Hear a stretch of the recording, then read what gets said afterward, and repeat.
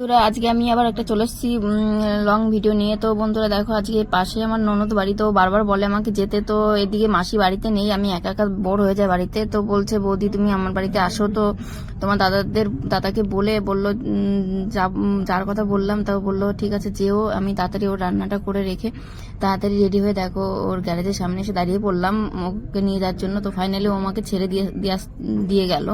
তো দেখো ওদের ঘরের সামনেও চলে এসেছি আমি। তো এসে দেখি ও চা খাচ্ছে। তো আমি বললাম যে এত বেলায় চা খাচ্ছিস কেন? বলছে যে এই তো এখন রান্না করবো, তোমার বিরিয়ানি বানাবো। তো আমি বললাম না কিছু বানাতে হবে না, তোর সঙ্গে গল্প করতে এসেছি, সারাদিন ঘরে থেকে বোর হয়ে যায়। তো পাতাকপি কাটতে বললাম, তো কেটে দিলাম আমি। তো আমি বললাম তুই এটা ভাজ। তো ভাত ছিল, তো আমিও পাশে একটু হেল্প করছিলাম। তো আমি বললাম যে আর একটা ডিম ভাজা করিস, আর কিছু লাগবে না। তো এই বলে আমি চলে গেলাম একটু ভাইয়ের পিছনে লাগার জন্য। তো তোমরা দেখো ভাইয়ের পিছনে কিভাবে লাগছিলাম। তো সেটা দেখো, তো দেখো বন্ধুরা আমার ভাই চলে গেল।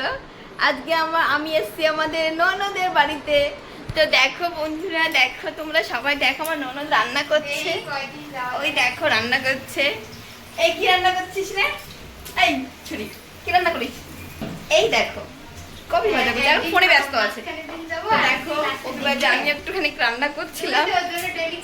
তো তো বন্ধুরা এই দেখো আমাদের মিস্টার ভাই, এই যে আমাদের ভাইয়ের পেটটা একটু ফুলে গেছে। এই দেখো এই পেটটা একটু ফুলে গেছে,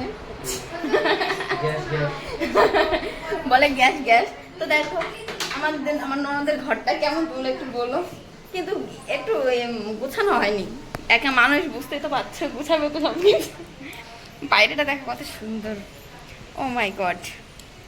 তো বন্ধু সন্ধ্যা হয়ে যাবে একটু পরেই। তো আমি ভাইকে বললাম ছেড়ে দিয়ে আসতে, তো ভাই আমাকে অবশেষে বাড়ি ছেড়ে দিয়ে আসলো। তো সেই ভিডিওটা তোমাদের সঙ্গে শেয়ার করা হয়নি। তো ফাইনালি আমি বাড়িতে চলে আসলাম। তো আজকের মতো ভিডিওটা বন্ধুরা এই পর্যন্তই।